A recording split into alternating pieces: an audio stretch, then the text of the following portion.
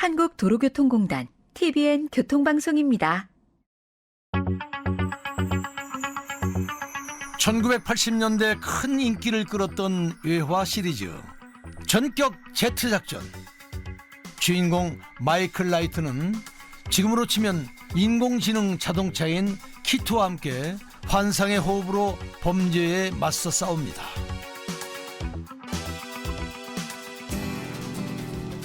그로부터 40년 가까이 흐른 2025년 지금까지도 키트와 같은 자동차는 세상에 등장하지 않았습니다. 여전히 자동차는 사람이 운전해야만 하죠.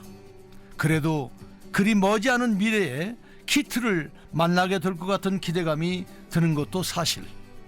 모호하지만 흥미롭고 어느 순간 갑자기 실현될 수 있는 미래 교통 이야기 지금 시작합니다.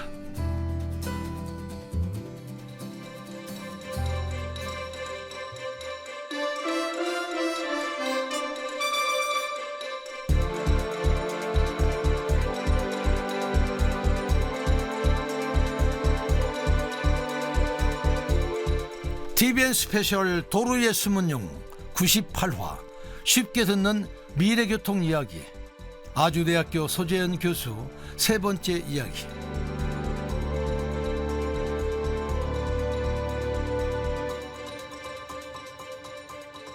안녕하세요. 도로의 숨은 영웅 방송인 김성환입니다. 하늘을 자유롭게 나는 새를 바라보며 우리 인간은 마냥 부러워만 하기보다 원리를 파악해 새들처럼 날기 위한 도전을 계속했습니다.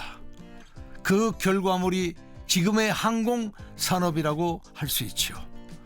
이제는 비행기뿐만 아니라 자동차도 하늘로 뛰어보자는 꿈을 실현하고 있습니다. 영화에서나 보았던 하늘을 나는 자동차가 머지않는 미래에는 현실에서 구현될 수 있다는 거죠. 플라잉카, 즉 하늘을 나는 자동차, 이런 것들은 아마 본 적이 거의 없으실 겁니다.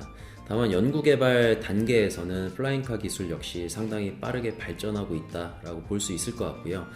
일부 기업은 이미 자율비행 프로토타입을 만들어서 테스트 중에 있고, 짧은 거리의 도심항공 모빌리티 서비스 수준에서는 어느 정도 가능한 수준까지 도달을 했습니다. UAM이라고 불리는 도심 항공교통은 우리가 모르는 사이에 발전을 거듭하고 있었습니다. 국내 대기업에서도 이미 상용화 계획을 발표한 바 있죠. 결코 뜬구름 잡는 식의 허무맹랑한 이야기가 아니라는 의미입니다. 그래서 현재 플라잉카의 기술 수준은 도시간 이동이나 제한된 환경에서의 자율비행 시험 운영 단계, 그 정도에 도달했다라고 볼 수 있을 것 같고요. 아마 그렇게 기체가 개발되어서 상용화되는 시점은 아마 2030년 정도가 되지 않을까 싶은데, 2030년에 공항 정도를 연결하는 서비스들은 여러분들이 이용하실 수 있게 되지 않을까 하고 조심스레 예측해 볼 수 있을 것 같습니다.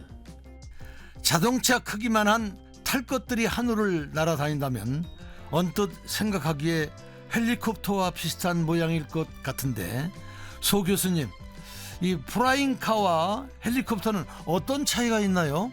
헬리콥터 같은 경우는 이제 프로펠러라고 하는 로터가 하나를 이용을 하는데, UAM 같은 경우는 기본적으로 4개든 8개든 다수의 로터를 사용을 합니다. 그렇게 다수의 로터를 사용하게 되면 일단 안정성이 증가하게 됩니다. 왜냐하면 프로펠러 하나가 있을 때 그 하나가 고장나면 사실상 아래로 떨어지는 건데, UAM 같은 경우는 그걸 4개나 8개 사용하기 때문에 좀 더 안전하다고 볼 수 있고요. 또한 로터를 많이 사용하는 만큼 기체를 운용하는 데 있어서 그 움직임이 좀 더 자유롭기 때문에 방향을 튼다거나 그런 부분들에 대해서 좀 더 자유로워지게 되고, 또한 소형화된 로터를 사용하기 때문에 소음 측면에 있어서도 헬리콥터와 비교가 안 될 정도로 소음이 적습니다.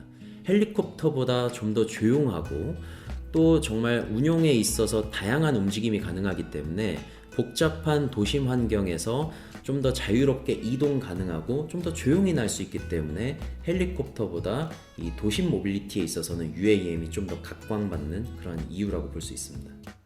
헬리콥터처럼 이착륙이 자유롭지만 보다 안전하고 조작도 자유롭고 소음도 훨씬 적다고 하니 일단 상용화만 되면 대박이 날 것 같은데요. 아쉽게도 이 하늘을 나는 자동차에도 큰 단점이 있습니다. 바로 비싼 이용료. 사실 UAM 서비스에 있어서 가장 큰 장애가 되는 부분이 비용 부분이 맞습니다. 뭐 기체를 한번 띄울 때 최소한 이용 요금으로 뭐 30만 원이 필요하다, 40만 원이 필요하다라고 얘기하는데 그걸 4명이든 6명이든 나누어서 지불한다고 친다 할지라도 뭐 5만 원, 크게는 뭐 10만 원까지 감당해야 되는 부분이라 사실 우리가 출퇴근용으로 매일 타는 그런 대중교통 수단으로는 이용하기는 좀 힘든 부분이 확실히 있는 것 같아요. 가성비를 생각하면 출퇴근용은 무리일 것 같죠? 그래서 소 교수는 이 플라잉카를 어떻게 이용하면 비용 대비 만족도가 높을지 이에 대한 고민이 필요하다고 설명합니다. 사실은 그 비용과 가격에 맞는 UAM을 타기에 적합한 유스 케이스가 무엇이냐를 개발하는 게 좀 더 합리적인 접근법일 것 같습니다. 가령 우리가 정말 뭐 이쪽 서울 쪽에서 동해권에 있는 해수욕장에 1박 2일로 짧게 갔다 와야 되는 그런 여행인 경우에는 좀 UAM을 타고 뭐 15분, 20분 만에 동해를 접근할 수 있다는 측면, 돈을 좀 더 낸다 할지라도 그 부분은 매력적인 포인트일 것 같고요. 이용자의 수요 개발과 더불어 준비해야 할 것이 하나 더 있습니다. 도심 항공 서비스가 어디에서든 잘 뜨고 잘 내릴 수 있도록 공간을 마련하는 일입니다. 일단 증가할 것으로 예상되는 모빌리티 수단들을 보면요, 하늘을 나는 뭐 자동차라고 하는 플라잉카, 이제 전문적 용어로는 UAM이 있기 때문에 기본적으로 UAM의 이착륙을 위한 그런 건물의 옥상 부분의 시설이 추가적인 시설이 필요할 겁니다.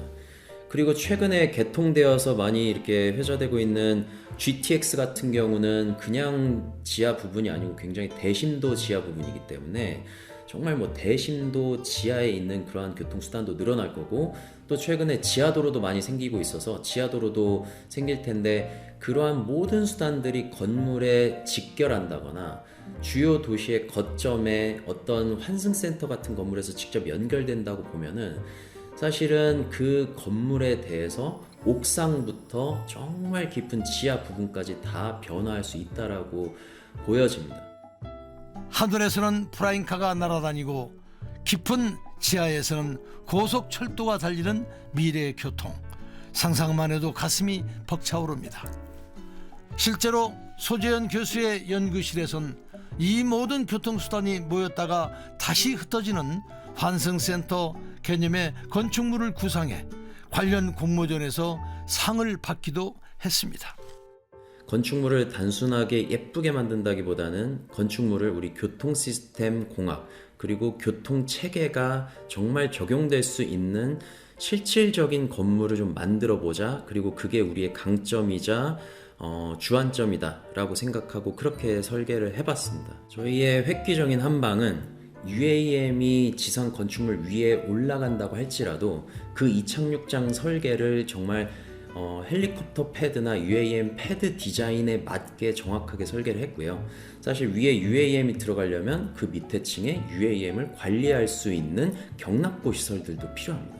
그러한 것들도 저희가 설계를 했고, 또 지상 공간에 전동 킥보드라든지 공유 자전거 그리고 자율주행 셔틀들이 접속하게 될 텐데 그 환승할 수 있는 시설들에 대해서도 설계를 했다는 점, 즉 환승 체계에 대한 기능적인 부분을 그 건축물에 넣었다는 점들이 자율주행 버스를 타고 교통 환승 건물에 도착한 후 옥상으로 올라가 플라잉카를 타고 강원도로 여름 휴가를 떠나는 내 모습, 입꼬리가 절로 올라갈 정도로 기분 좋은 상상이지요. 꿈이 아니라 충분히 현실 가능한 일이기에 우리의 내일이 더욱 기대됩니다.